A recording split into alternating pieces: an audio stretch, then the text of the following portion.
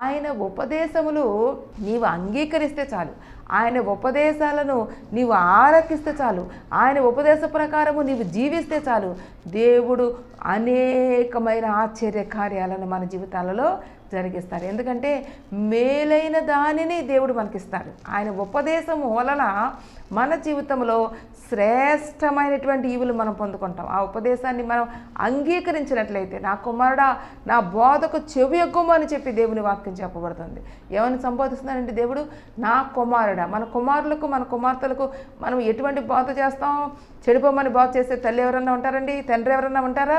ఉండరు. వాళ్ళు ఏం చేస్తారంటే వాళ్ళు చచ్చైనా సరే తమ బిడ్డలను బతికించాలి, వాళ్ళు ఏల స్థితిలో ఉన్నప్పటికీ కూడా బిడ్డల ఉన్నతమైన స్థానంలో ఉంచాలని ఆలోచన చేసినట్లే దేవాది దేవుడు చెప్తున్న మాట ఏంటంటే, నా కుమారుడా నా బోధకు నా ఉపదేశమునకు నువ్వు చెవియకు. మనం ఏం చేయాలంట? ఆలకించాలి. మరి నా మాట వినరా బాబు, నువ్వు బాగుపడతావు జీవితంలో అని చెప్పినట్టుగా తండ్రి అని దేవుడు అంటున్నాడు.